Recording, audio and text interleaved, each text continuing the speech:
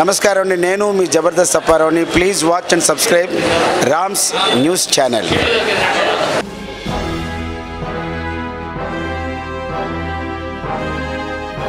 Actually love marriage అయితే best. ఏమి లేకుండా ఎలా అవుతుంది, అది ఫెయిల్యూర్ అయిపోతుంది. I can support for both. అంటే డిసడ్వాంటేజ్ అరేంజ్ సార్, ఎందుకంటే లవ్ మ్యారేజ్ అంటే అది ఇంటర్ క్యాస్ట్ అయినప్పుడు కొద్దిగా ఇబ్బందిగా ఉంటుంది. ప్రాబ్లం ఏదానికి ఏదైతే ఉంది లవ్. నమస్తే మేడం. మేడం గారు మీ పేరేంటి? జానకీదేవి. జానకీదేవి గారు, మేము రామ్స్ టీవీ నుంచి వచ్చాం మ్యామ్. ఒక వినూత్నమైన కార్యక్రమాన్ని మేము చేపట్టాం. ఏంటంటే లవ్ మ్యారేజెస్ బెటరా, అరేంజ్ మ్యారేజ్ బెటరా అనే విషయాన్ని కనుక్కొని సమాజానికి తెలియజేద్దామని చెప్పి ఈరోజు ఈ పార్క్ దగ్గరకు వచ్చాం. సో మీలాంటి పెద్దలు మాకు మీ వాల్యుబుల్ అభిప్రాయాలను చెప్తే సమాజానికి కొంచెం మేలు చేసిన వాళ్ళు. మెచ్యూర్డ్ అయిన తర్వాత ఒక జాబ్ వచ్చి చదువుకొని జాబ్ వచ్చిన తర్వాత మెచ్యూరిటీ వచ్చిన తర్వాత లవ్ చేసినా పర్వాలేదు అయ్యా. అది అప్పుడు మెచ్యూరిటీ వచ్చిన తర్వాత అది సక్సెస్ అవుతుంది. మెచ్యూర్ కాకుండా చదువుకునేప్పుడు 10th క్లాస్ అప్పుడు ఏమీ లేకుండా ఎలా అవుతుంది, అది ఫెయిల్యూర్ అయిపోద్ది ఎప్పుడైనా. అది మ్యారేజ్ అనేది ఒక 25, 22 ఏజెస్ అప్పుడు చేసుకుంటే అరేంజ్డ్ అయినా లవ్ మ్యారేజెస్ అయినా సక్సెస్ అవుతాయి. మరీ చిన్న ఏజ్లో చేసుకుంటేనే పోద్ది అది అసలు. అయితే ఇప్పుడు బ్రేకప్ అవుతున్నాయి చాలా మ్యారేజెస్, అది కారణం ఏంటంటారు? వీళ్ళు ఇప్పుడు ఆడవాళ్ళు కూడా ఏముంటాయంటే అన్నీ మాకు తెలుసు, అటు ఇద్దరు ఎడ్యుకేటెడ్ అయిపోతున్నారు. సుపీరియారిటీ, నేను గొప్ప, నా చదువు నేను బీటెక్ చదివా, నేను 30,000 సంపాదించన్నా, నీకన్నా నాకే ఎక్కువ తెలుసు. నేను కూడా హెచ్ఎంగా రిటైర్ అయిన దాన్ని, నేను జాబ్ చేస్తాను. మా హస్బెండ్ కూడా ఇంజనీర్గా రిటైర్ అయ్యారు. కానీ మేము ఇన్నేళ్ళు 40 ఏళ్ళు 50 ఏళ్ళు సక్సెస్ అయ్యామంటే ఆడవాళ్ళని జాబ్ చేసినా అటు మగవాళ్ళకి రెస్పెక్ట్ ఇవ్వాలి. మన సొసైటీలో ఎట్లా ఉందంటే మగవాడు బై బర్తే వాళ్ళ సుపీరియారిటీ ఉన్నది, వాళ్ళని ఒప్పుకోవాలి. మనం అడ్జస్ట్ వాళ్ళు చెప్పినట్టు వినాలి. కానీ వాళ్ళు చెప్పినట్టు ఎప్పుడైతే విన్నామో మనం చెప్పింది కూడా వాళ్ళు వింటారు. అది ఫ్యామిలీ అంటే. అడ్జస్ట్మెంటు చాలా ఇంపార్టెంట్. అడ్జస్ట్మెంట్ ఉండాలి, అప్పుడు సక్సెస్ అవుతాయి. నేను సుపీరియరు, నేను గొప్ప అనేది ఉండకూడదు అసలు. మగవాళ్ళకే ఉండదు, మగవాళ్ళకి ఉండడం కామనేలే, అది కామను. ఎప్పుడంటే మనం కూడా వాళ్ళని ఎప్పుడైతే ఒబే చేసి అంతా వాళ్ళు చెప్పినట్టుంటే వాళ్ళు కామన్గా మనం చెప్పింది వింటారు. మనం అంటే మనం ప్రేమిస్తే వాళ్ళు కూడా మనల్ని ప్రేమిస్తారని మీ అభిప్రాయం. ఓకే. సో అంటే ఇప్పుడు చాలా మటుకు మనం చూస్తున్నాం మ్యామ్, లవ్ మ్యారేజెస్ అనగానే కోర్టు కేసులతో లేకపోతే పోలీస్ కేసులతో ముగుస్తున్నాయి. మిమ్మల్ని ఒక ప్రశ్న అడగొచ్చా? మీది లవ్ మ్యారేజా, అరేంజ్ మ్యారేజా? అరేంజ్ మ్యారేజ్ అనండి, అరేంజ్ మ్యారేజే. నేను దేనికి సపోర్ట్, రెండింటికి సపోర్ట్ చేస్తాను సార్. నేను చెప్పేది ఏంటంటే కొంచెం మెచ్యూరిటీ వచ్చిన తర్వాత ఏదైనా చేయాలి. మెచ్యూరిటీ వచ్చిన తర్వాత పెళ్ళి చేసుకోవాలి. అప్పుడు మెచ్యూరిటీ వచ్చిన తర్వాత అరేంజ్ అయినా వాళ్ళు చెప్పినట్టు మనం వినం. అప్పుడు మా ఏజ్లో కూడా వాళ్ళు చెప్పినట్టు మేమేం లేదు, ఇదిగో బాగున్నది, వాళ్ళు మన మంచి కోరితే ఖచ్చితంగా వింటాం. కాదు మనని కరెక్ట్ వేలో వాళ్ళు తీసుకెళ్ళిపోతే కొంచెం అప్పుడు అపోజిషన్. తల్లిదండ్రులు కూడా వాళ్ళు కూడా మన కూడా అడుగుతారు కదా, ఇప్పుడు ఎడ్యుకేటెడ్ అయిన తర్వాత నీకు ఇష్టమేనా అమ్మా అని అడుగుతారు కదా, అడగకుండా చేయరు కదా. ఒక లెవెల్ వచ్చిన తర్వాత చదువుకున్న వాళ్ళని, చదువుకున్న పేరెంట్స్ ఉంటే ఖచ్చితంగా అడుగుతారు మనం కరెక్ట్ వేలో వెళ్తే. ఓకే. డబ్బు అనేది, ఆస్తులు అనేది మన కుటుంబాలలో ఏ విధంగా ప్రభావితం చూపిస్తాయి? ముఖ్యమా కాదా? ఆస్తి ముఖ్యం కాదండి, అది రిలేషన్ ముఖ్యం. రిలేషన్కి ఇంపార్టెంట్ ఇవ్వాలి. డబ్బులు అనేది కామన్గా ఇప్పుడు ఈ రోజుల్లో డబ్బులు లేని వాళ్ళు ఎవరండి అసలు? అందరూ సంపాదించండి, డబ్బులు లేనివాడు అసలు ఎవరు లేరు. Relation important. తల్లిదండ్రులను గౌరవించాలి, పిల్లల్ని గౌరవించాలి, అత్తమామలను చూడాలి, సొసైటీని చూడాలి.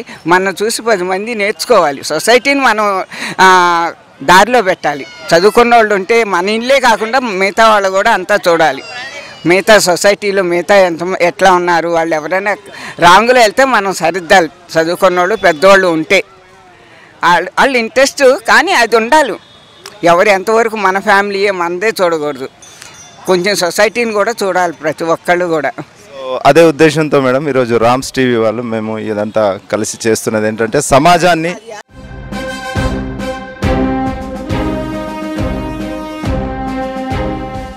మీ పేరు?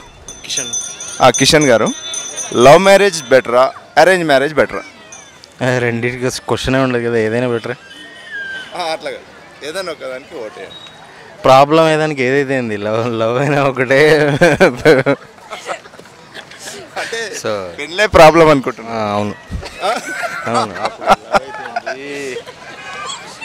అంతేనా? రెండు ఒకటే, ఏదైనా ప్రాబ్లం లేదు. అంటే ప్రాబ్లమ్స్ వస్తే ఏదైనా ప్రాబ్లమే. ఏదైనా ప్రాబ్లం లవ్లో కూడా రావచ్చు, అరేంజ్లో కూడా రావచ్చు. ఓకే, ఒక ప్రశ్న సార్, మీది లవ్ మ్యారేజా అరేంజ్ మ్యారేజ్? అరేంజ్ అండి.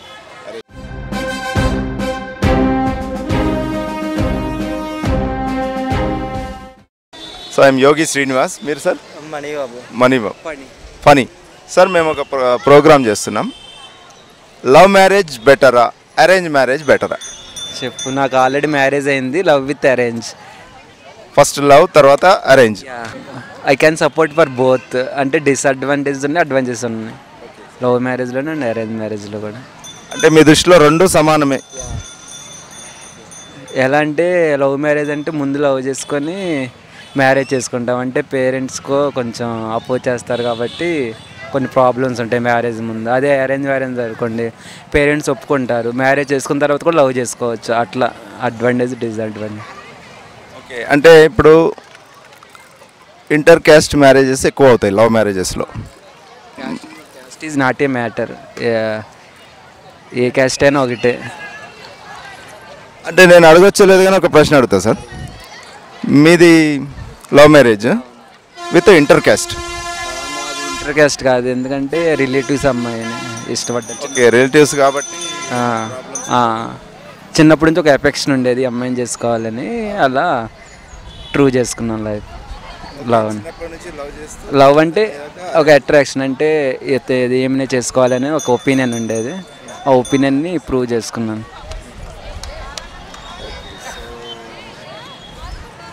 ఇప్పుడు మరి మనం సమాజంలో చూస్తున్నాం కదా సార్, బ్రేకప్స్ అవుతున్నాయి. ఎందుకు అవుతున్నాయి అంటారు కారణం?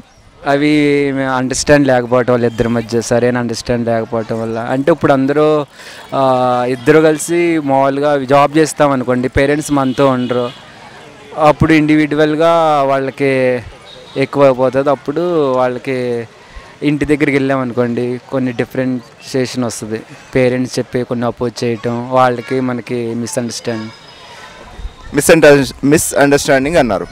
ఒక్క మిస్అండర్స్టాండింగ్ చెప్పండి సార్, ఊహించి చెప్పండి. లేకపోతే జరిగింది మూవీ లేదు, మీ సొంత చెప్పండి. సొంతదంటే అంటే మనం చేసేవి వాళ్ళు పెద్దవాళ్ళు, వాళ్ళు కష్టపడి మన జాబ్ తేటానికి చాలా కష్టపడతారు వాళ్ళు పేరెంట్స్ అనేవి.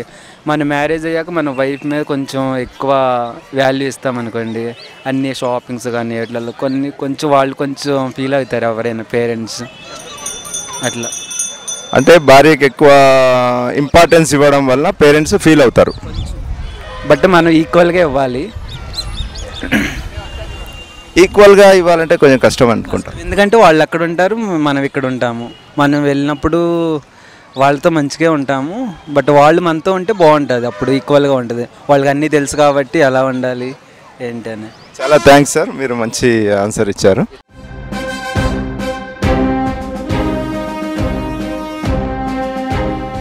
Actually, love marriage is the best because in love marriages we can openly tell what is right and what is wrong, and we can have mutual understanding between ourselves.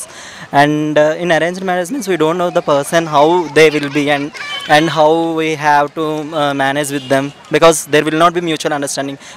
But in love means we'll understand each others and we'll spend some quality time with them, and later we'll know that okay, what is right and what is wrong, is the person is actually going to sustain with us or not. We'll get to know that thing. In arranged marriage we cannot assure that it will happen because she is stranger. We don't know how, means I cannot talk bad about them, but nowadays everything is modernized, westernized, so we have to, you know, right, how the society is. So in arranged marriage we cannot assure whether the person is good or not, but in love marriage there is some time where we can spend quality time and where we can attract means where we can have mutual understanding.